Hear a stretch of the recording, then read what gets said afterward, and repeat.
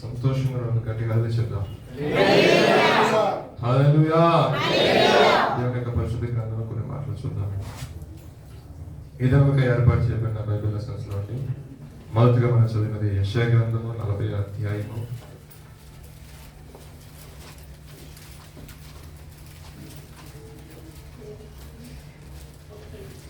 కొంచెం ముందు ఇక్కడ దయచేసి ముందు జరిగి కూర్చోండి. సిస్టర్స్ కూడా కొంచెం ముందుకు జరిగింది.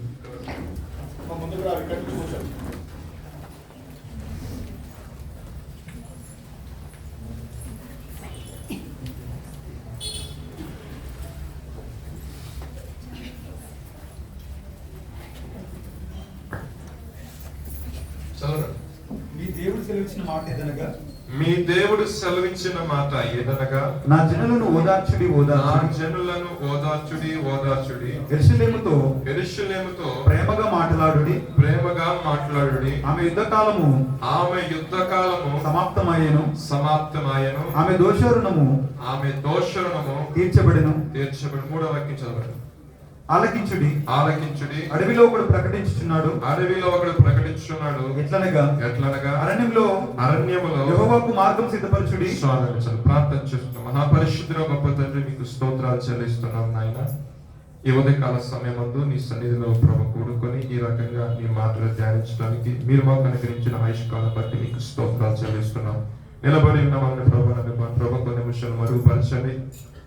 విలువైన నీ ఆత్మతో ప్రభా అతను నింపి ప్రభా సంఘములకు కావలసిన మాటలు మీరు తెలియజేస్తున్నామని యేసునామమున తండ్రి, ఆమేన్.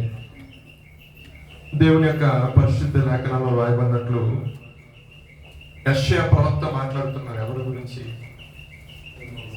సందర్భం తెలియాలి. ఒక మాట మనం చదువుకునేటప్పుడు దాని సందర్భం మనకు తెలియాలి. ఎవరి గురించి ఆ మాటలు?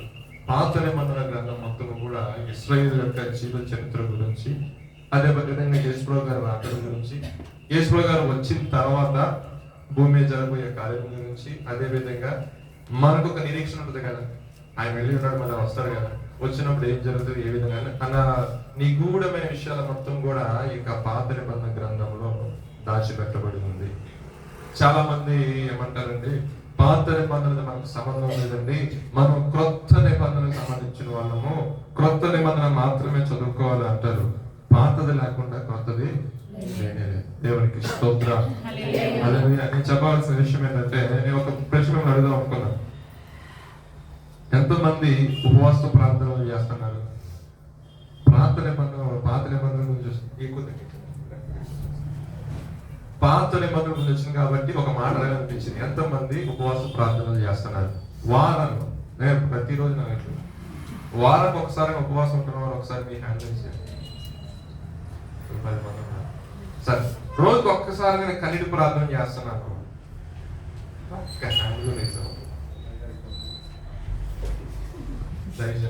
సంఘ విషయంలో అమ్మగారు అంటే రోజుకి ఒక్కసారి కన్నీటి ప్రార్థన. ఈ రెండు విషయాలు గుర్తుపెట్టుకోండి. వారానికి ఒకసారి ఉపవాసం ఉండండి, కుదిరితే 2 సార్లు. దేవుని మహాకృపను బట్టి నెలలో ఒక 27-30 తీసుకునే ముందు రోజుల్లో ఆ 3 ఉండండి. ఇంకా దేవుడు కృపించిన దాన్ని బట్టి 2 వారాలు ఉండండి. ఇంకా కృపించిన దాన్ని బట్టి ఒక 40 రోజులు ఉపవాసం ఉండండి. యవన కాలంలో దేవునికి స్తోత్రం. హల్లెలూయా. మనం యవనస్తులు ఏ విషయమైనా సరే బలవంతులం దేవుని కృపను బట్టి అంటారు కదా. ఈ యవన కాలం ఉన్నప్పుడే పరిచర్యలో కానీ ప్రార్థనలో కానీ దేవుని కొరకు ఒక ప్రత్యేకమైన జీవితం జీవించే విషయంలో ఒక ప్రత్యేకమైన జీవితం మనం కొనసాగించామనుకోండి, అది మనకి ఆశీర్వాదము, రాబో తరం వరకు కూడా ఆశీర్వాదం. ఎందుకని మాట చెప్తున్నారు? పాత నిబంధన గ్రంథం మనం చూసినట్లయితే మోషే గారు 2 రోజులు ఉపవాసం ఉన్నారండి. 40 దినాలు. ఒక్కసారి ఉన్నారా? 2 సార్లు ఉండాల్సి వచ్చి పరిస్థితి ఏర్పడింది. అవునా కదా? ఈ పాత నిబంధన మనం తరచుగా ధ్యానిస్తూ ఉంటే మన పితరులందరూ కూడా చాలా ఫ్రీక్వెంట్ గా ఎప్పుడు ఏదైనా సమస్య వచ్చినా, ఎప్పుడైనా ఇబ్బంది వచ్చినా, ఎప్పుడైనా కష్టం వచ్చినా అన్నిటిని క్లోజ్ చేసేయటం ఏం చేసేవాళ్ళు? ఉపవాసం ఉండి ప్రార్థన చేసేవాళ్ళు. మీరు అడగచ్చు, ఉపవాసం ఉండి ఏం ప్రార్థన చేస్తామండి అని అంటారు కొంతమంది. ప్రార్థన కూర్చుంటారు, ఉపవాస ప్రార్థన కూర్చుంటారు, ఏం చేస్తారండి? శుభ్రంగా టిఫిన్ చేసి కూర్చుంటారు, కడుపు నిండా తినొచ్చేసి ఉపవాస ప్రార్థన కూర్చుంటారు. ఏమొచ్చింది? నిద్ర వచ్చింది అంటారు కదా. బైబిల్ సెలవిస్తుంది, నా జనులను ఓదార్చుడి ఓదార్చుడి. అది సేవకుడు ఒకటే కాదు, అది నీకు నాకు కూడా దేవుడు చెప్తున్న మాట. జనులను ఓదార్చాలి అంటే సంఘములో చూడండి 5,000 ఒకలా ఉన్నాయా? 5,000 ఒకలా లేవు. అలాగే సంఘములో ఉన్న బిడ్డల యొక్క జీవితాల్లో పరిస్థితులన్నీ కూడా ఒకలాగా ఉండవు. నీకు బాగా క్లోజ్ ఉండే ఫ్రెండ్, నీ తోటి స్నేహితులు, నీ తోటి సహోదరులు, నీ తోటి విశ్వాసి యొక్క జీవితంలో ఏదైనా శ్రమ కానీ ఇబ్బంది కానీ సంభవించి దుఃఖాక్రాంతులై ఉన్నప్పుడు మనం ఏం చేయాలండి? ఏం చేయాలి? మనతోటి సాయం దేవుడు ఏం చేయమంటున్నాడు? ఇల్లు కూర్చొని ప్రేమగా, యెరూషలేముతో ఎలా మాట్లాడుతున్నాడు దేవుడు? ప్రేమగా మాట్లాడు. అంతేగాని నువ్వు చేసే మీరు జరిగింది అని అన్నావు అనుకోండి, ఇంకెలా ఉంటుంది చెప్పండి?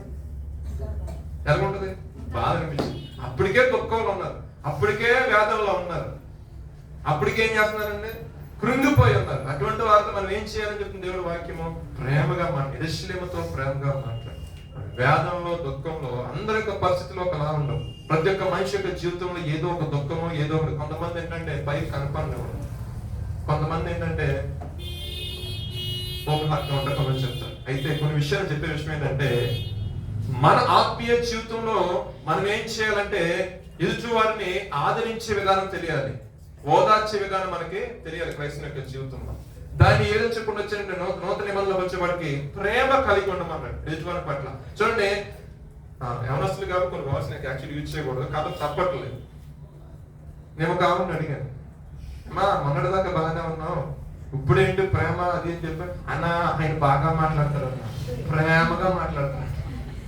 నేను నువ్వు బాగా ఉన్నావు కదంటే ఆవిడ చాలా ప్రేమగా ఆమె మాట్లాడుతున్న నాకు ఎంతో నెమ్మది కలుగుతుంది అన్న. మరి ఏంటంటే పెళ్లి చేసుకుంటావు అన్న. చేసుకోండి. ఏంటి ఇక్కడ?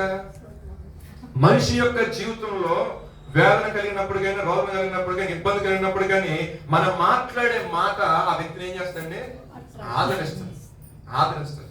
పరిశుద్ధ గ్రంథంలో కొన్ని మాటలు ఉన్నాయి, కొన్ని మాటలు చూద్దామండి. కొరింథీయులకు రాసిన పత్రిక 2వ పత్రిక 1వ అధ్యాయము 4వ వాక్యం. మీరు అంటారు, మాకు ఏం తెలుసని మేము ఆదరిస్తాము, మాకు ఏమి తెలుసని ఎదుటి వాళ్ళని మేము ఓదారుస్తామంటే పరిశుద్ధ గ్రంథం నివసిస్తున్న మాట చూడండి. అపోస్తలుడు పౌలు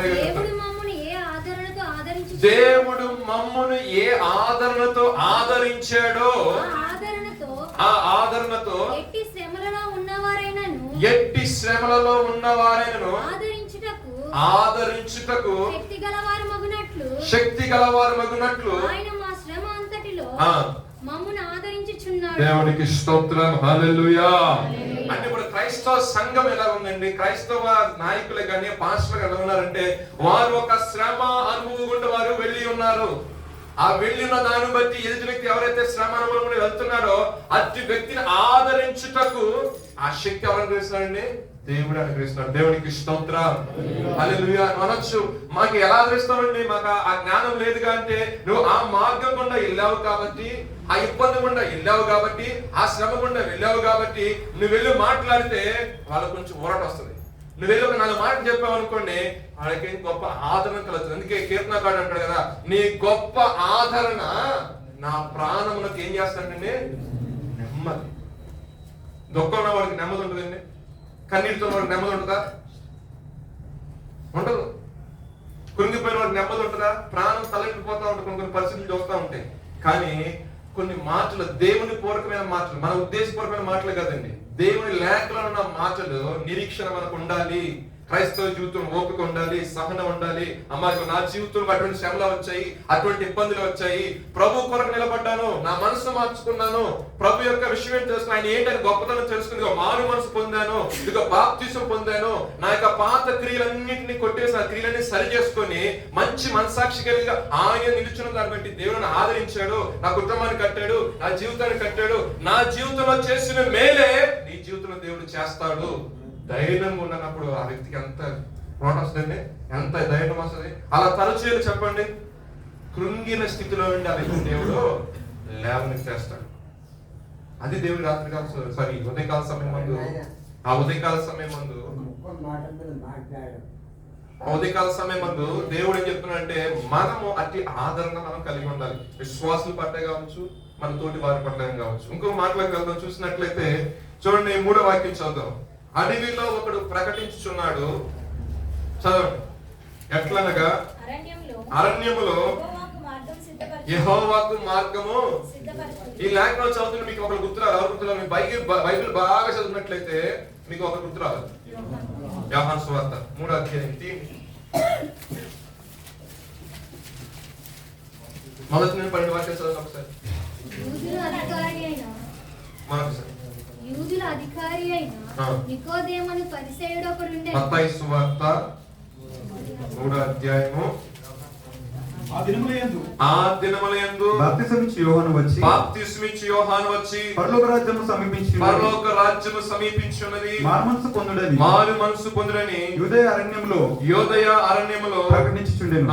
ప్రభు మార్గం సిద్ధపరచుడి, ఆయన త్రోవలు సరళం చేయడని అరణ్యంలో కేకవేయు ఒకని శబ్దము అని ప్రవక్త యెషయా ద్వారా చెప్పబడిన వాడతడే. ఈ యోహాను చదువురండి. తమ పాపములను ఒప్పుకొనొచ్చు యోర్దాను నదిలో అతని చేత బాప్తిసం పొందుచుండిరి. అతడు పరిశీలనలోను సద్దుకైలలోను అనేకులకు బాప్తిసం పొందువచ్చుట చూచి సర్ప సంతానమా రాబో ఉగ్రతను తప్పించుకున్నటకు మీకు బుద్ధి చెప్పిన వాడెవడు? మారు మనసుకు తగిన ఫలం ఫలించుడి.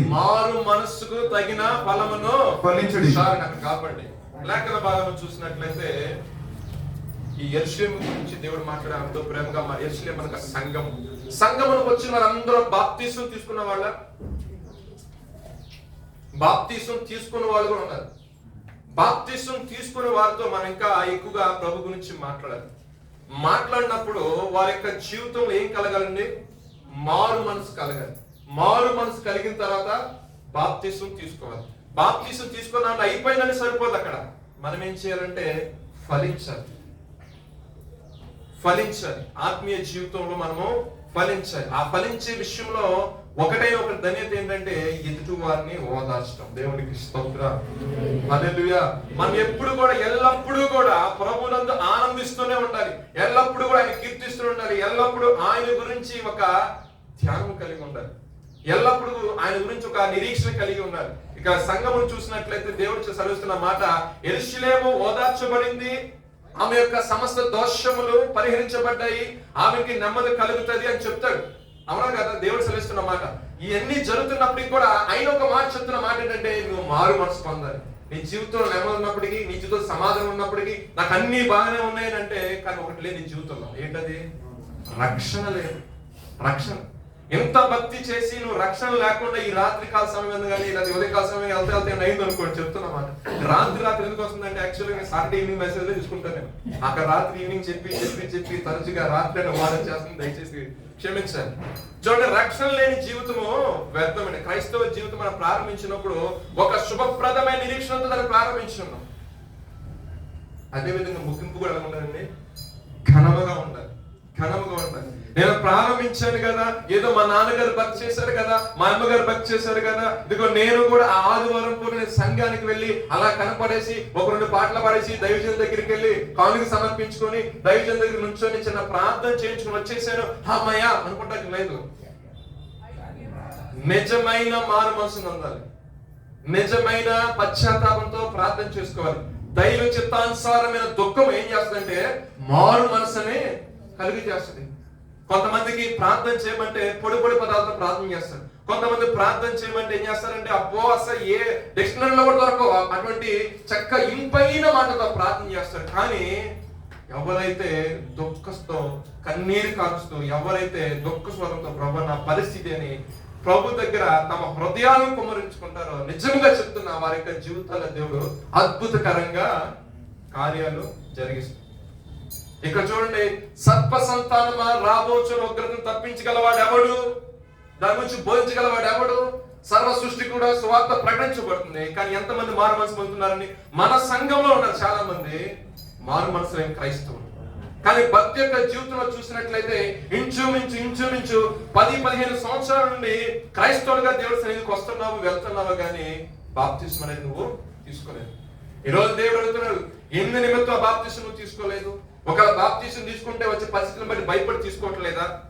కానీ ఆయన అంటాడు మహా ఉగ్రత దినం అంట. మరి ఆ దినం వచ్చినప్పుడు ఎంతకంటే భయంకరమైన అగ్నిలో నువ్వు వేయబడతావు కదా. ఈ లోకంలో మనుషులను చూసి నేను బాప్తీసం తీసుకుంటే మా ఇంట్లో వాళ్ళు అనుకుంటారేమో, నేను మారు మనసు పొంది మంచి పరిశుద్ధమైన జీవితం జీవిస్తే నా తోటి స్నేహితులు నాతో కలవరేమో, నన్ను పిలవరేమో, విందులకి వినోదాలకి త్రాగులు నన్ను పిలవరేమో అని ఆగిపోతున్నావా? క్రీస్తుని వెంబడించే వ్యక్తి ఎలా ఉన్నారంటే లోకాన్ని పెంటగా పెంచాలి. లోకంలో ఉన్న క్రియలన్నింటినీ కూడా పెంటగా పెంచాలి. లోకానికి ఆ వ్యక్తి ఎటువంటి సంబంధం లేదు. పరిశుద్ధ గ్రంథం సెలవిస్తుంది.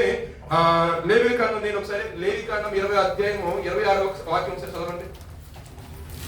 లేవికాండము 20 అధ్యాయం 26 వాక్యం. మరొకసారి చదవమ్మా. మీరు నాకు ఎలా ఉండాలి దేవుడు వాక్యం అండర్లైన్ చేసుకున్న మాటలు. మీరు నాకు పరిశుద్ధులై ఉండవలెను, యెహోవాను నేను పరిశుద్ధుడను, మీరు నా వారై ఉండునట్లు అన్యజనులలో నుండి దేవునికి స్తోత్రం. అందమైన గట్టి హల్లెలూయా చెప్పండి. హల్లెలూయా. దేవుడు సెలవిస్తున్న మాట ఏంటంటే నేను మిమ్మల్ని ఏర్పరచుకున్నాను కాబట్టి మీరు పరిశుద్ధ జీవితాన్ని కొనసాగించాలి, పవిత్రమైన జీవితాన్ని కొనసాగించాలి. ఇన్ని నిమిత్తంగా మీరే నాకు సాక్ష్యం సర్వ సమాజంలో. పిల్లలు వెళ్తున్నారంటే అమ్మో వాళ్ళకి ఎందుకంటే వాళ్ళ నుంచి మాట్లాడతారు, వాళ్ళు క్రైస్తవ పిల్లలండి, పరిశుద్ధులండి, పరిశుద్ధ జనాంగం అండి, దేవుని చేత ఏర్పాటు చేయబడిన జనాంగం అండి. సమస్తాన్ని పెంటగా పెంచి క్రీస్తు కొరకు నీతి నడుము కట్టుకొని లోక విషయాలు పక్కన పెట్టి లోక సంబంధంగా కాకుండా క్రీస్తు సంబంధంగా వారు జీవిస్తున్న వారికి ఒక నిరీక్షణ ఉంది. ఆయన రాబోతున్నాడు కాబట్టి ఆ పరిశుద్ధమైన రాక కొరకు వారు కనిపెడుతుంది. జనము మనం గురించి సాక్ష్యం ఇవ్వాలి. దేవునికి స్తోత్రం. హల్లెలూయా. ప్రకటించబడుతుంది. రాబో ఉగ్రతను మీరు తప్పించబడాలంటే నమ్మి బాప్తిసం తీసుకోవాలి. ఎవరైనా సరే నమ్మి బాప్తిసం తీసుకోవాలండి. ఏదో పక్క వాళ్ళు చెప్పారు కదా, ఏదో రోగం వచ్చింది కదా, ఏదో ఇబ్బంది వచ్చింది కదా, ఏదో పుట్టుకుమనేది పాస్టర్ గా బాప్తిసం ఇచ్చింది, అందుకే పాస్టర్ ఉంటున్నాయి ఎవరు ఇక్కడ చర్చిలో. వేరే చర్చిలో ఏమిస్తారు కానీ ఇక్కడ ఖచ్చితంగా అబ్జర్వేషన్ ఉంటుంది. వీడు నిలబడతాడా లేదా, నిజమైన మారు మనసు ఉందా లేదా. మీరు అడగచ్చు అదేంటండి, కందకాయ కింద ఉన్న మహారాజు ఆయన వెళ్తున్నప్పుడు ప్రపంచంలో వెళ్తున్నప్పుడు పిలుపు వచ్చేసి బాప్తిసం ఇచ్చేసారు కదా, అటువంటి పరిశీలన ఏమి లేదు కదంటే అప్పటికే ఆ వ్యక్తి ఏం చేస్తున్నాడు, అప్పటికే ఆ వ్యక్తి ఆధ్యాత్మికత గురించి అన్వేషణ చేస్తున్నాడు.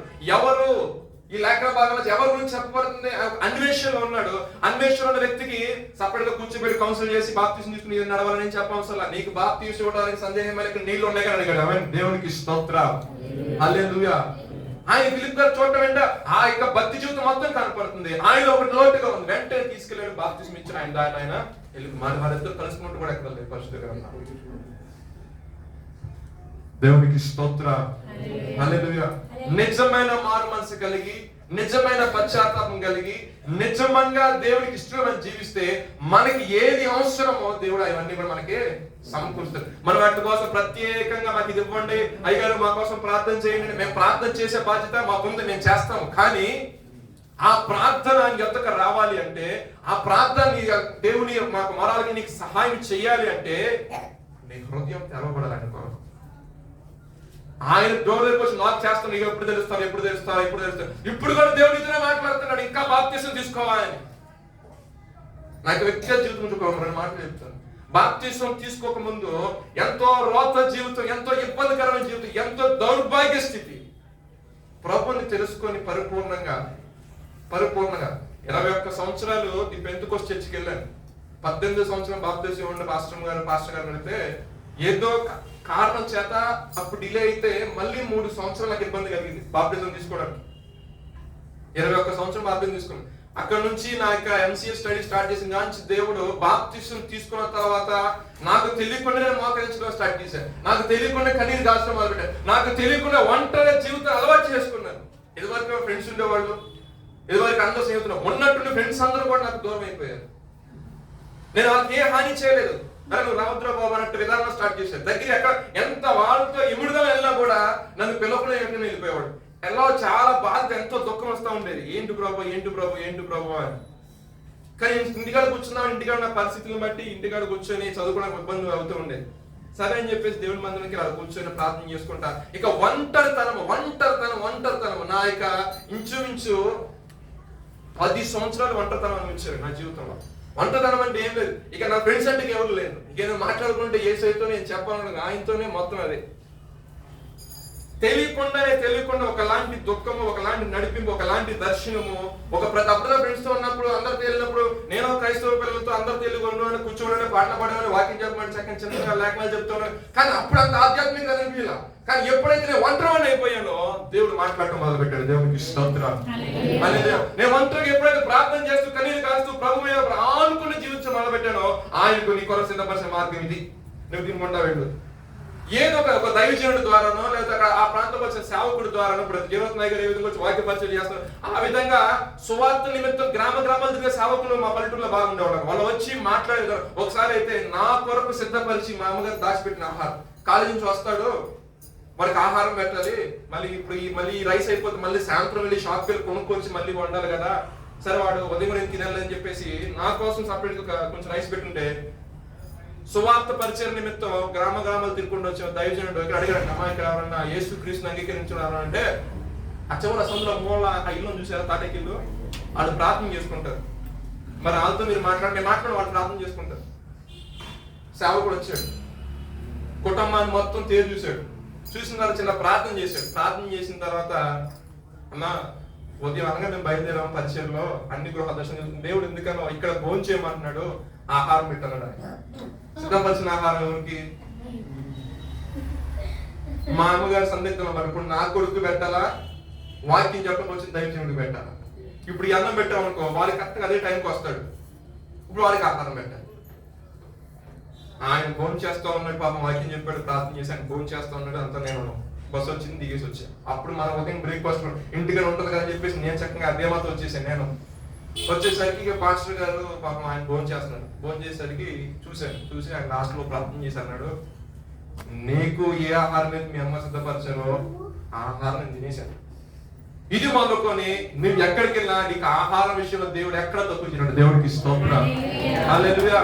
నిజంగా అండి ఆ సంవత్సరం వరకు కూడా మా పంట విషయంలో చాలా ఇబ్బందులు పడ్డాము. ఆ సంవత్సరం అనుకోని విధంగా వర్షాలు బాగుపడినాయి. 10 బస్తాలు 20 బస్తాలు పండే ధాన్యము 47 బస్తాలు ఫస్ట్ టైం 47 బస్తాలు ధాన్యం పండింది. ఇంట్లో ఇప్పుడు యుద్ధంకు దైవజనం వచ్చినా ఎప్పుడు వచ్చినా దాంట్లో రిజర్వ్ చేసాం. దేవుడు ఎందుకంటే ఆకలి కొనే వారికి ఆహారం ఆయన నోరు తెరిచి ఎందుకని అడిగాడంటే అమ్మా ఇక్కడ ప్రభు భోజనం చేయమంటున్నాడు. నిజంగా జీవితంలో దేవుడు ఆ విధంగా నేను బాప్తిసం తీసుకున్నారు. కొన్ని పరిస్థితులు వచ్చినాయి. ప్రభు ఒంటరిగా మీరు అనుకోవచ్చు, నేను ఒంటరిగా ఉన్నాను కదా, నేను ఒక్కడే ఉన్నాను కదా, నా తోటి వారందరూ విడిచేశారు కదా. దేవుడు నీతో ఏదో మాట్లాడాలనుకుంటున్నాడు. దేవుడికి స్తోత్రం. హల్లెలూయా. కనిపెట్టు ప్రార్థన. ఎందు నిమిత్తం నాకు ఈ జీవితంలో ఒక్కొక్కసారి ఒంటరితనం వస్తుంది. యవనస్తులు ఉన్నా మీరు ఇప్పుడు ఒంటరిగా ఉన్నారా, ఇద్దరు ఉన్నారా అంటే నేను డౌట్ వచ్చారు కదా.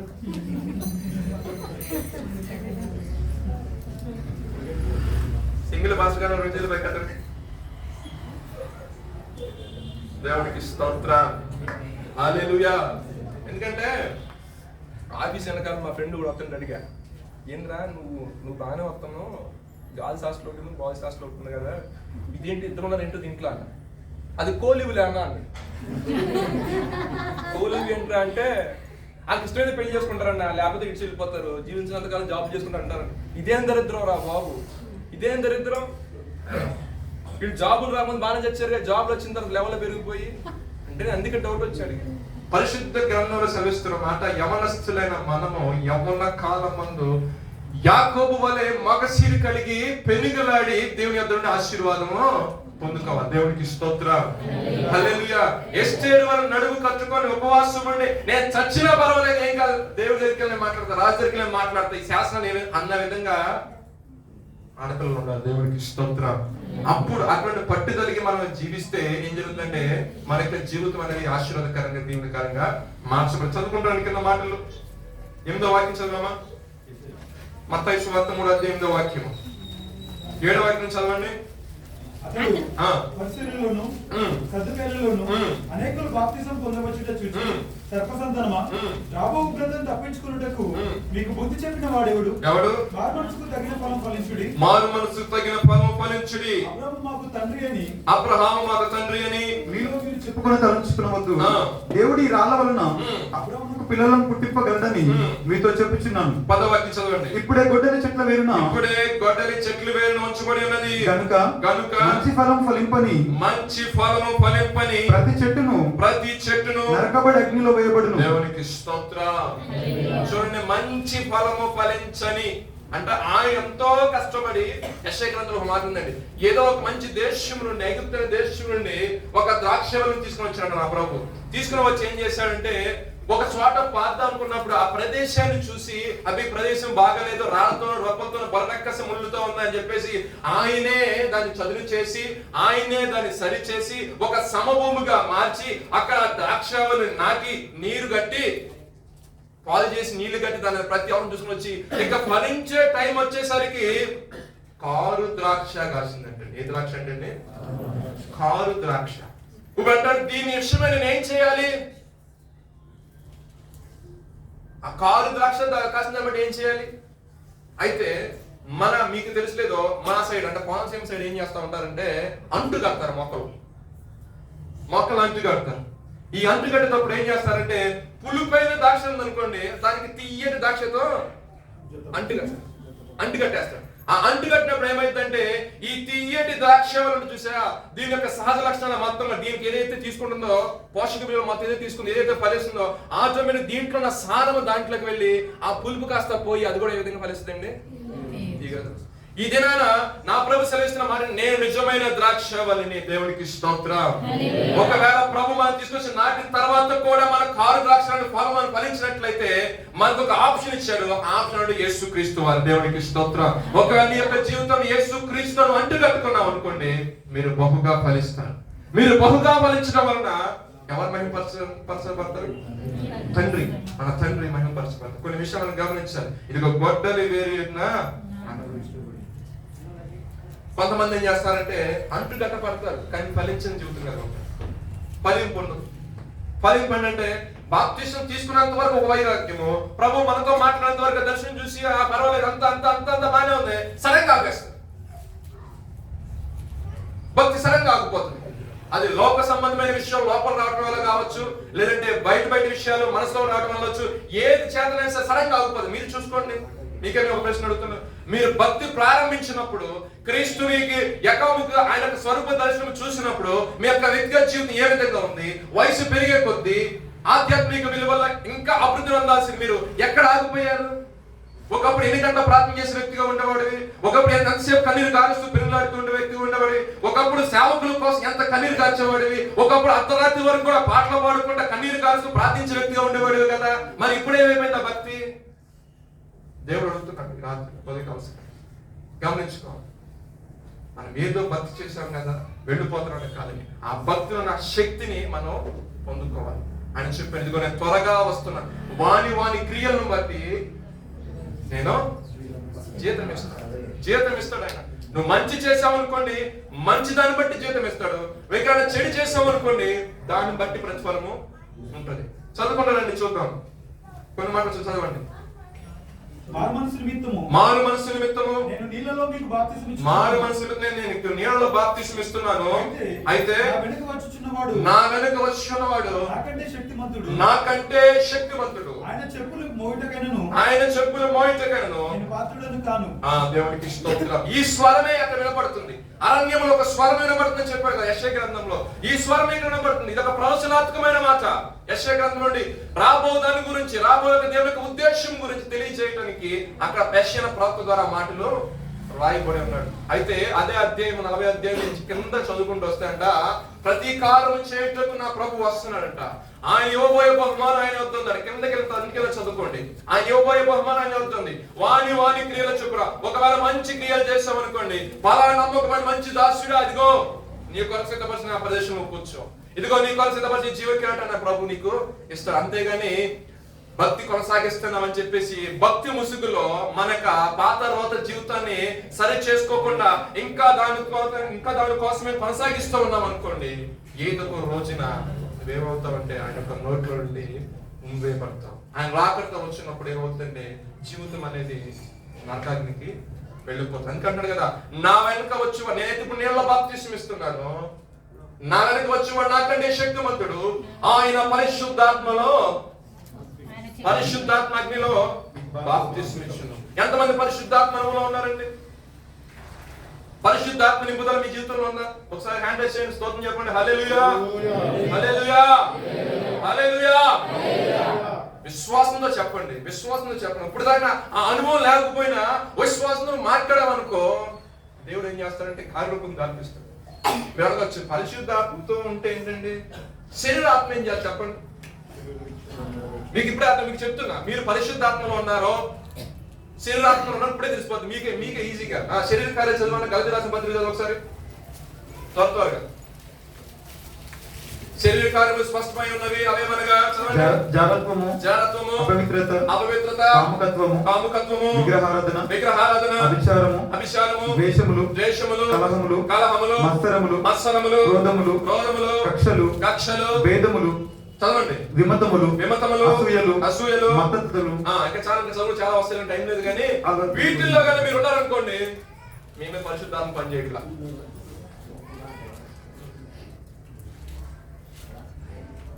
మీకు అర్థమైందా?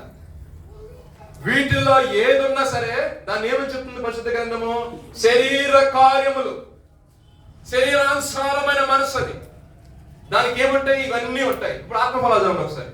అయితే ఆత్మఫలం ఏమనగా ప్రేమ. ఒక పరిశుద్ధాత్మ మీలో ఉంటే చదవండి. ప్రేమ, సంతోషము, సమాధానము, దీర్ఘశాంతము, దయాళత్వము, మంచితనము, విశ్వాసము. చాలు సార్, ఈ ఫస్ట్ 5 చాలండి మనకి. ప్రేమ, సంతోషము, దీర్ఘశాంతము, దయాళత్వము, మంచితనం. ఇక 5 పెట్టుకోండి. ఈ 5 ఉన్నాయా? చిన్నప్పటి నుంచి స్టార్ట్ చేసాం భక్తి, బాప్తిసాలు తీసుకున్నాము, పరిశుద్ధాత్మ ఆ వర్షిప్ టైంలో అసలు ఆత్మతో నింపబడుతున్నాం. సరే రైట్, అంతవరకు బాగానే ఉంది. కానీ మన బయటకు వెళ్ళిన తర్వాత వ్యక్తిగత జీవితం యొక్క సాక్ష్యం ఏ విధంగా ఉంది? అది కదా అన్నిటి చూసేది, అది కదా దేవుని అన్ని ప్రజలు చూసేది. నోరు తెలిస్తే బూతులు, ఎదుటోడు ఆశ్రయించబడి సాయించండి మనసు, అసూయ, ఇవన్నీ దేవుడిలో ఉన్నాయండి. యేసుప్రభు గారిలో ఉన్నాయా? యేసు ప్రభు గారిలో ఒకటి ప్రేమ. దేవునికి స్తోత్రం. అందుకే సింపుల్ గా మాట చెప్పండి, నిన్ను వారిని పొరుగు వారిని ప్రేమించు. ఇప్పుడు అన్నగారు ఎంతో ప్రేమించారు కాబట్టి ఒక విషయం చెప్తాను. నిన్నటి దినాన్ని మేము ఏలూరు అమ్మ వాళ్ళ చెల్లి గారు చెప్తాను. నాకైతే మా ఇంటికంటే ఇష్టం లేదు. ఎటు వచ్చాం కదా త్వరగా వెళ్ళిపోదాంలే అన్నంటారు. రాక ఇంత దూరం వచ్చావరా, ఎంతో దగ్గరే కదా, ఒక గంటలో అయితే వచ్చేస్తాం కదా, ఏలూరు వరకు వెళ్ళాం కదా, అదంతా 50 కిలోమీటర్లుగా వెళ్ళొద్దామంటారు. నాకేమో మళ్ళీ ఇంటికాడ ఉన్నారు కదా, మరి భార్య పిల్లలు అందరం చూసుకోవాలి, బాధ్యత ఉంది కదా. లేట్ అయితే మళ్ళీ ఏంటో పరిస్థితి, త్వరగా వెళ్ళిపోవచ్చు అని ఆలోచన. కానీ అన్నంటారు, పాత సంవత్సరం వచ్చాము, దేవుని ప్రేమ కలిగి ఉన్నామా? ఏ ప్రేమ అండి? దేవుని ప్రేమ కలిగి ఉన్నాం. ఇంత దూరం వచ్చిన మనము హౌస్ విజిటింగ్ లాగానే సరే వెళ్ళి వద్దాము. నిజంగా ఆ ప్రాంతం మేము వెళ్ళాము, ఇంటికి వెళ్ళాము, చక్కగా వాళ్ళందరూ అనుకున్న దేవుని గురించి 4 మాట చెప్పారన్నా. వ్యక్తిగత జీవితాలు కొంచెం సరి చేసుకున్నామా, బాగా మీరు ఆత్మీయంగా ఎదగండి, దైవజనుడు తమ విధానం ప్రభు ఇచ్చే పరిశుద్ధాత్మ ప్రేమ బట్టి కొన్ని మాటలు అక్కడ మాట్లాడడం జరిగింది. అసలు ప్రేమ లేకపోతే 10 జాతులు పోతామంటారు కదా. నేను చెప్పింది అర్థమైందా? ప్రేమ గురించి ఒక మాట చెప్తాను. ఇప్పుడు నా ఫ్యామిలీ విషయం ఆయన కేర్ తీసుకున్న అవసరం వచ్చింది అంటారు కదా. మీకు అర్థమైందా? దేవుని యొక్క ప్రేమ, దేవుని యొక్క ప్రేమ, ఆత్మ సంబంధమైన ప్రేమ. వెళ్దాము, అమ్మతో ఒక మాట మాట్లాడదాం, వాళ్ళు సంతోషిస్తారు మనం చూసిన బట్టి. వాళ్ళతో నాకు మాట్లాడమని అనుకో, నేను కూడా చూసి ఒక సంవత్సరం నా మ్యారేజ్ అప్పుడు వచ్చారు పాస్టర్ గారు మా ఊరు, వాళ్ళు సంతోషిస్తారు. కానీ వెళ్ళాము దేవుని మహాకుటుంబం బట్టి మాట్లాడే వాళ్ళు ఎంతో సంతోషించారు ఆ విషయంలో. మనం తిరిగేమో ప్రయాణం చేసాము దేవుని మహాకుటుంబంలో వచ్చి. ఇక్కడ సందర్భానుసార విషయం చెప్పండి, దేవుని యొక్క ప్రేమ అండి. నిన్ను వాళ్ళని పొరుగు వారిని ప్రేమించాలి. మనము దేవుని యొక్క ప్రేమలో ఉన్నాం అనుకోండి, దేవుని యొక్క స్వరూపంలో మనం మార్చబడుతూ ఉన్నాం అనుకోండి, దేవుని యొక్క గుణాతిశయం మనం ప్రచురణ చేస్తా ఉన్నాం అనుకోండి, ఆటోమేటిక్ గా మన యొక్క జీవితం ఎటు వెళ్ళిపోతా ఉంటది? వ్యక్తిగత జీవితం వెళ్ళిపోతా ఉంటుంది దేవుని. అందుకే ఏ దైవజనుడు చెప్పే మాట, మీరు పరిశుద్ధ గ్రంథాన్ని బాగా చదవండి, బాగా చదవండి, బాగా చదవని చెప్తున్నారంటే ఆ పరిశుద్ధ గ్రంథం పరిశుద్ధంగా మార్చింది. నమ్మరు చెప్పండి. హల్లెలూయా. పరిశుద్ధ గ్రంథం తరచుగా చదవనప్పుడు మనలో ఉన్న పాపాన్ని అది చేస్తే బయట వేస్తా ఉంటది. అర్థంలో చూపిస్తుంది. పక్కన ఎవరు చూపించాల్సిన, పక్కన ఎవరు చెప్పవసరలా. ఇప్పుడు చెప్పారు శరీర కార్యాల్లో కూడా ఈ శరీర కార్యాలు లిస్ట్ చేసుకోండి. ఆ శరీర కార్యాలు ఉన్న విషయాల్లో ఏదైనా ఉందంటే ఆటోమేటిక్ నీకు అర్థమైపోవాలి. ఇంకా నేను శరీరాన్ని సరైన మనసుని కలిగి ఉన్నానేమో, దేవునికి ఇంకా వ్యతిరేకంగా జీవిస్తున్నానేమో. ఒక ఆత్మఫలాలకు వచ్చావు. ఆత్మలకు వచ్చేసరికి కంపేర్ చేసుకో. ప్రేమ ఉందా నాలో, సంతోషం ఉందా, దీర్ఘశాంతం ఉందా, ఓర్పు సహనం ఉందా, ఎదుటి ప్రేమించే హృదయం ఉందా, మంచితనం ఉందా? ఎవరికి ఎన్ని లేవు. కొంచెం ప్రోగ్రెస్ కొంచెం పెరిగింది, దేవునికి స్తోత్రం. అలాగా కనీసం ప్రోగ్రెస్ లేనివాడిని దేవుడు ఏమంటే, ఇదిగో గొడ్డలి వేరే దగ్గర ఉంది, నువ్వు మారు మనసు తగిన ఫలంగా నువ్వు ఫలించుకుపోయావు అనుకో, కొట్టి వేసి తీసుకెళ్ళి ఎక్కడ పడేస్తాడు దేవుడు. దేవునికి స్తోత్రం, హల్లెలూయా. పరిశుద్ధ గ్రంథంలో నుండి ఒక శ్రేష్టమైన మాట ఉంది, ఒక మాట చూద్దామండి. యోహాను రాసిన పత్రిక 14 యోహాను సువార్త 14 అధ్యాయం 23 వాక్యం చదవండి. ఒకడు నన్ను ప్రేమించిన యెడల నా మాట గైకొను. తర్వాత అప్పుడు నా తండ్రి వారిని ప్రేమించును, మేము అంటున్నాడు. ఆయన ఎవరన్నారు? ఆయన ఒక్కడేదంట, అందరూ వచ్చేస్తారంట నీ దగ్గరికి. నువ్వు అనుకోవచ్చు, అయ్యా నువ్వు అన్న ఒంటరి కుటుంబం కదయ్యా, నేను దిక్కులో ఉన్నాను కదా ప్రభా. నువ్వు ఆయన ప్రేమించు, ఆయన ఆజ్ఞ కట్టడంలో విధులు గైకోను. దేవుడు మొత్తాన్ని అందరితో నేను కూర్చోబెడతారు. దేవుడికి స్తోత్రం, హల్లెలూయా. అసలు ఆయన ప్రేమించడమే చేస్తాను నీకు. నాకు మిగతా అందరూ ప్రేమించాలి, ఎవరు పట్టించుకోవట్లేదంటే అది కరెక్ట్ కాదు. ఫస్ట్ ఆఫ్ ఆల్ నువ్వు ఆయన్ని ప్రేమించు. ఆయన ప్రేమిస్తున్నా అని చెప్తే నేను నోట నేనే ప్రేమిస్తున్నాను వేసాయా అంటే ప్రతి ఒక్కరు అంటారు, బయట కూడా అంటారు. మాకు యేసుప్రభు అంటే ఇష్టమేనండి, ఆయన పుట్టు కూడా పెట్టుకున్నాం, ఆయన కూడా దండ పెడతాం, మేము ఆయన కూడా నమస్కారం చేస్తాం. ఆడు ప్రేమిస్తాడు. మీకు అర్థమైందమ్మా నేను చెప్పిన మాట క్లియర్ గా. మాకు యేసుప్రభు అంటే ఇష్టమండి, పెట్టేవాళ్ళు పుట్టు మేము కూడా పక్కన, మరి ఆడు ప్రేమిస్తాం. కానీ ఇక్కడ లేఖనం తెలుస్తుంది, ఒక్కడు నన్ను ప్రేమించిన యెడల ఆ వ్యక్తి ఏం చేయాలండి? ఆయన యొక్క ఆజ్ఞలను, ఆయన యొక్క కట్టడలను గైకొని ఆ ప్రకారంగా నడుస్తున్న వ్యక్తి ఎంతకంటే సాక్షాత్తు యేసు ప్రభు వారే మాత్రమే కాకుండా తండ్రి కూడా వచ్చేస్తానంటే దేవునికి స్తోత్రం. నేను అంటాను, నేను ఒంటరిగా ఉన్నాను, మమ్మల్ని ఎవరు చూడలేదు, మేము దిక్కులేని వారు ఉన్నాం ప్రభు అని బాధపడిన అవసరం. ఆయన ప్రేమించి ఎవరిని ఎట్ట సమకూర్చి ఎట్ట జుట్టుబట్టులాగా ఆయన వాక్కొస్తాడు. దేవునికి స్తోత్రం. ఎవరు ఎలా మాట వినిపియాలో ఆయన చేస్తాడు, అది ఆయన వదిలేసి. అంతేగాని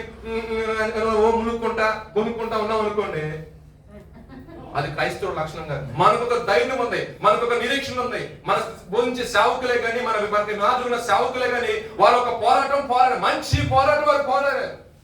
వాళ్ళకి ఒక నిరీక్షణాస్పదం ఉంది, ఏంటంటే మా ప్రభు మాకేది తక్కువ చేయడు, మేము ఆయన కలిగి ఉన్నాం కాబట్టి సమస్తం ఆయన మాకు సమృద్ధిగా ఇస్తాడు అని ఒక విశ్వాసం కలిగి ఉన్నాం అనుకోండి, 100% ఏమవుతుంది? 5 నిమిషాలు గుర్తొస్తాం. ఒక మాట చెప్పేస్తాను మీ గురించి. ఆయన మాకంటే ముందు, అంటే నేను 2013లో వచ్చాను. ఫిలిప్ అన్న గారు ఒక మేనత్ గారు ఉన్నారు, సరళం గారు. ఆవిడ ఉన్నప్పుడు ఆయన సేవల పరిచయంలో ఉన్నారు. రాళ్లతో కొట్టబడ్డారు, సువార్త ప్రకటించారు, అన్ని విధాలా బాగానే ఉంది.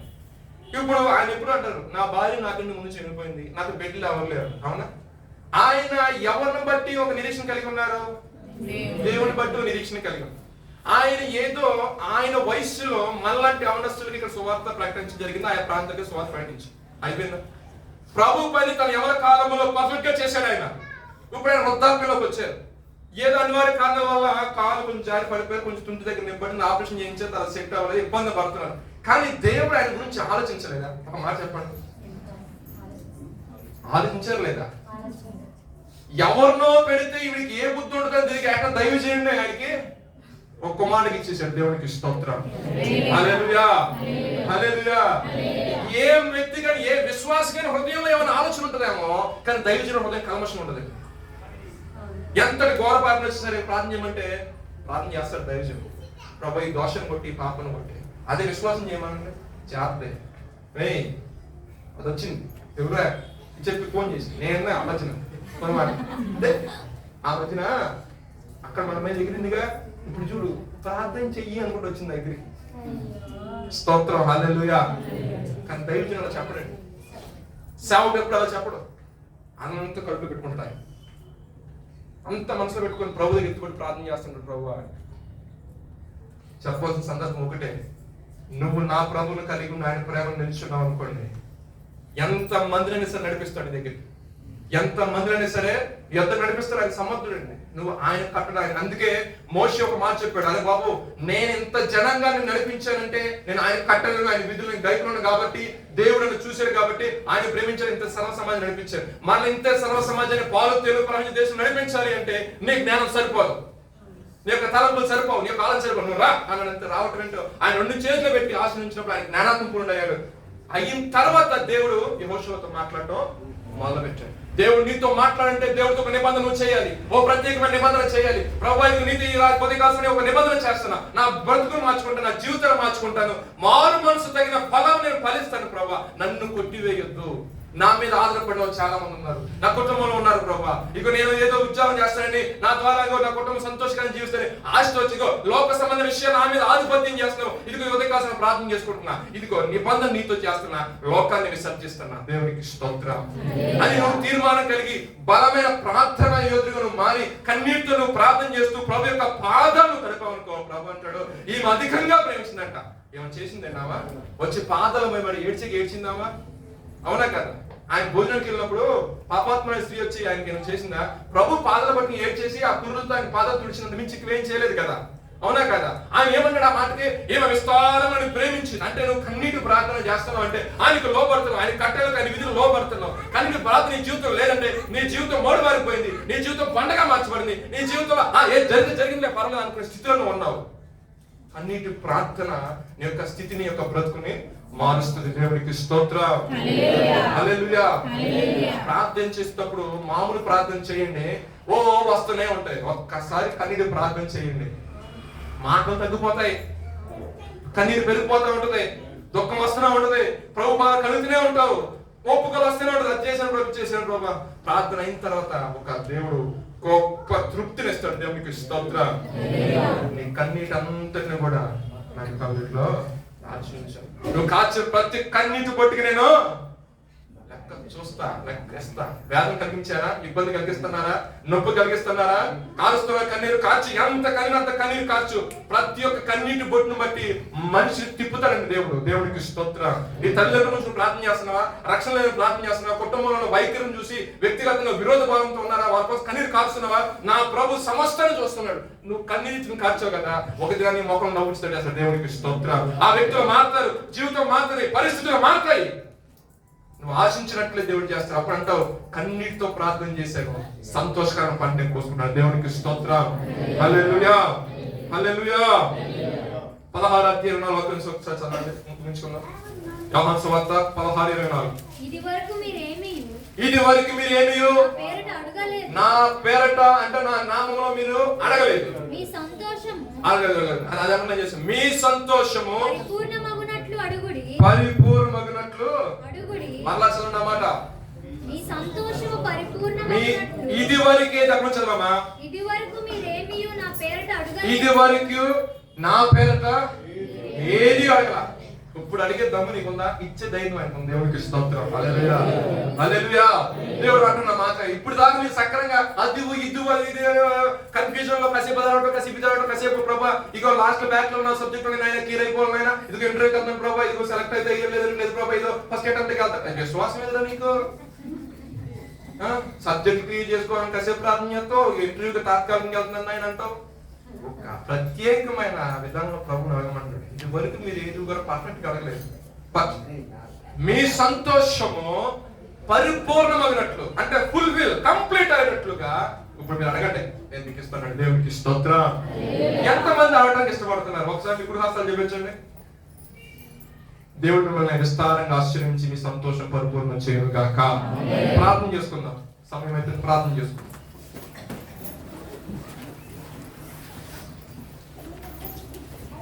విన్న వర్తమానం బట్టి ప్రభు ఏమైనా నీతో అనిపించినట్లయితే కొన్ని నిమిషముల పాటు వ్యక్తిగతంగా కొంచెం ఓపిక చేసుకొని నిలు మోకాళ్ళేసి కొంచెం భారభరితమైన హృదయంతో కన్నీటి ప్రార్థన చేసుకుంటే మనకి జీవితాన్ని బట్టి దేవుడు మనల్ని ఆశీర్వాదకరంగా మారుస్తాడని ఒక విశ్వాసంతో ప్రార్థన చేసుకోండి.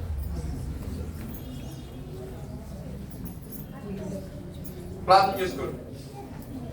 వ్యక్తిగతంగా ఎవరికి వారు. ఇది మాట్లాడుకోవడానికి సమయం కాదు. ఇప్పుడు దాకా ప్రభు నీతో అనిపించినట్లయితే, వర్తమానం ప్రభు నాతోనే మాట్లాడని అనిపించినట్లయితే ఇప్పుడు అడుగుతున్నాను ప్రభా, నా యొక్క సంతోషం పరిపూర్ణమైనట్లు నన్ను మీరు ఆశీర్వదించండి. అడుగుతున్నాను ప్రభా,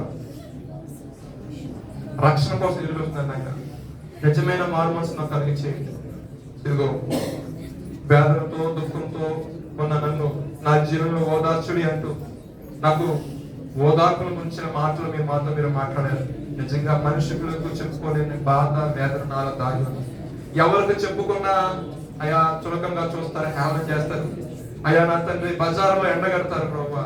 కానీ సర్వం ఎరిగిన సర్వేశ్వరుడైన నీతోనే ప్రభా నా బాధ నా వేదనని ఇదిగో నీ నామం గంత కొరకు నీ పేరు పెట్టబడిన ఈ సంఘములో ఈ పరిశుద్ధ స్థలములో నా కన్నీటిని కారుస్తున్నాను ప్రభా. ఇదిగో ఆ విషయంలో నలిగిపోతున్నాను ప్రభా, ఆ విషయంలో నేను కృంగిపోతున్నాను తండ్రి. నిజమైన ఓదార్పును కలిగి చేయు దేవుడవు నీవే, నిజమైన ప్రభా సంతోషాన్ని కలిగి చేయు దేవుడవు నీవే. అయా నా తండ్రి, అయా నా ప్రభా, నీ గొప్ప ఆదరణ నా ప్రాణానికి నెమ్మది కలిగజేస్తుంది ప్రభా. నాకు నెమ్మది కలగాలంటే నీ యొక్క ఓదార్పు కావాలి నాయన, నీ యొక్క ఆదరణ కావాలి తండ్రి. ఇదిగో యవన కాలం ఉంటున్నాను ప్రభా, నా కుటుంబం నా గురించి ఆలోచిస్తుంది. అయ్యో నా బిడ్డ, ఇదిగో నా కుమారుడు అంటూ ప్రభా నా కుటుంబం ఆలోచిస్తుంది. అయా ఆశ ఎదురు చూస్తున్నారు ప్రభా, నేను ఏమన్నా ఫలిస్తానా, ఒక ఉద్యోగ వృత్తి గాని అయా ఆత్మ సంబంధమైన జీవితంలో గాని ఏదైనా కొంచెం ఫలింపు వైపు వెళ్తారా అని తల్లిదండ్రులు ఎదురు చూస్తున్నారు ప్రభా బిడ్డల గురించి ప్రభా. అయా వారి విషయాలు మీ కృప చూపించండి నాయన.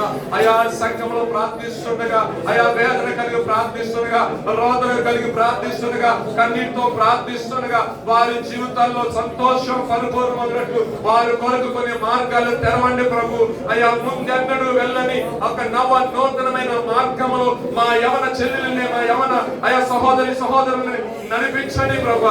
అయా అనేక మందికి ఆశీర్వాదకరంగా దీవెనకరంగా ఉన్నట్లు వారి జీవితాలు ప్రభా. ఆశతో ఈ పట్టణానికి వచ్చారు ప్రభా, ఆశతో ఈ హైదరాబాద్ ప్రభా ఆయా ప్రాంతానికి వచ్చారు ప్రభా. అది ఉద్యోగ నిమిత్తమే కావచ్చు, చదువు నిమిత్తమే కావచ్చు, అయా వ్యాపార నిమిత్తమే కావచ్చు, ఆయా పనుల నిమిత్తమే కావచ్చు. కానీ ఒక శ్రేష్టమైన సంఘంలో, సత్తువ గల సంఘంలో ఉత్తమ ద్రాక్షావళి నీతో మీరు అంటుకొచ్చున్నారు తండ్రి. వీరు నీలో బహుగా ఫలించినట్లుగా, వీళ్ళు బహుగా ప్రభా నీలో ఆనందించినట్లుగా, అయ్యా నీ నా మహిమకంగా ఈ బిడ్డలు జీవించినట్లుగా వీరి జీవితంలో ఆశీర్వాదం కుమ్మరించబడుగాక నా తండ్రి, ఆశీర్వాదం కుమ్మరించబడుగాక, ఆకాశవాకులు విప్పబడుగాక నా తండ్రి. కార్యము జరిగిస్తురండి ప్రభు, మీకు వందనాలు ప్రభా. అయా నా తండ్రి చేస్తా అన్నవారు ప్రభా, అయ్యా చేయకుండా తీశారు ప్రభా. సహాయం ఉంటున్న వ్యక్తులు ప్రభా చేతులు ఎత్తేశారు ప్రభా. అయ్యా వారు వచ్చి మాకు సహాయం చేస్తారని చూస్తున్న వ్యక్తులు ప్రభా రాకుండా ఆగిపోయారు. నిజమైన నిరీక్షణ, నిజమైన సహాయము, నిజమైన ఆదరణ, నిజమైన ఓదార్పు నీవే సన్నిధిలో వారు ప్రార్థిస్తుండగా అయా మనుషుల వైపు చూసి అయా నా తండ్రి మోసపోయినారు ప్రభా. అయా గనుల వైపు చూసి అయా నా తండ్రి అయా వేదనవుతున్నారు ప్రభా. అయా నా తండ్రి అనేక మార్లు అవమానించబడ్డారు ప్రభా.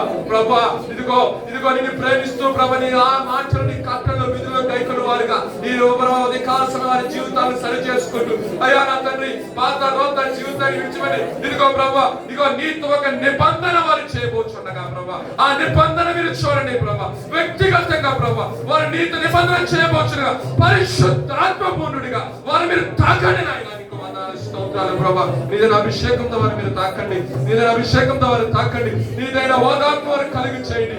ఆదరణ నీవే ప్రభా, ఆనందము నీవే ప్రభా. అయ్యా నా నీ కృపతో నింపండి, నీ కృప చేత వారిని మీరు నడిపించండి ప్రభా.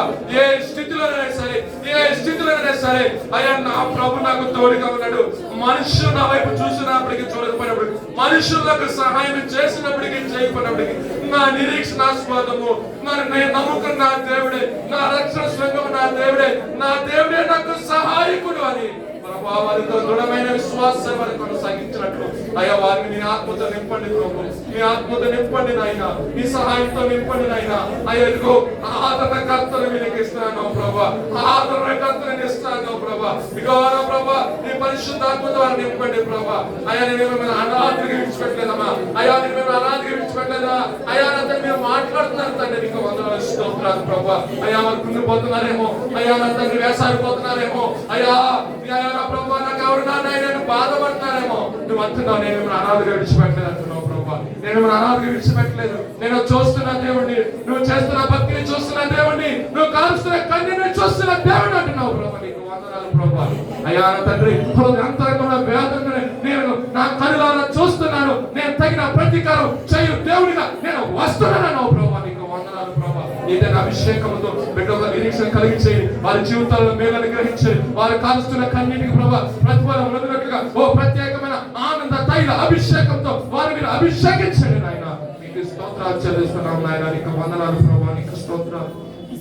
కృపని గ్రహించండి, కృపని అడగండి, ప్రభుని అడగండి. ఆ పాపాత్మల శ్రీవేదకైతే వచ్చి ప్రభు పాదాలు పట్టుకొని అయ్యా అంటే ఈ మధ్య కలిసి తండ్రి ఆశ్రయ దుర్గమా, నా కోట, నా దాగు చోటు అడగండి ప్రభా.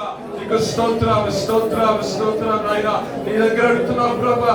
అయ్యా నీవే సహాయం చేయ దేవుడు ప్రభా. నీవే దీర్ఘ శాంతులను కలిగించే దేవుడు. నీ ద్వారానే నిజమైన ఆదరణ ప్రభా. నీ ద్వారానే మా జీవితంలో నెమ్మది ప్రభా. నీ ద్వారానే మాకు సహాయం నాయన. మనుషుల సహాయము వ్యర్థము. రాజులు నమ్ముకునే కంటను, అధికారులు నమ్ముకునే కంటను యెహోవాను ఆశ్రయించిన ఎంత మేలంటున్నావు ప్రభా. అయ్యా ఆశ్రయించని జనగణ ఒక్కసారి చూడండి. అయ్యా యవనస్తులు ఒకసారి చూడండి. అయ్యా యవన ఇచ్చవై వెళ్ళిపోకుండా, యవన విషయాల్లో పడిపోకుండా, యవన కార్యంలో ప్రభా శరీర కార్యాలను పడిపోకుండా క్రీస్తు అనే బండ మీద వారి జీవితాన్ని స్థిరపరచుకొని నీ కొరకు ప్రభా సంఘము కొరకు అయ్యా నా తండ్రి అయ్యా ఒక స్తంభంగా నిలబడినట్లుగా నీ సహాయం దయచేయమని ప్రార్థిస్తున్నాం నాయన. మీరు మాత్రమే తెలుసుకొని మీరు మాత్రమే గంట పొందుకోమని మా ప్రభువును మీ ప్రియకుమారుని యేసుక్రీస్తు వారి పరిశుద్ధమైన నామములో అడిగి వేడుకలు ప్రార్థిస్తున్నాము తండ్రి. ఆమేన్. ఈ అవకాశం ఇచ్చిన దైవజనునికి నా హృదయపూర్వక సంఘములకు ప్రత్యేకమైన వందనాలు.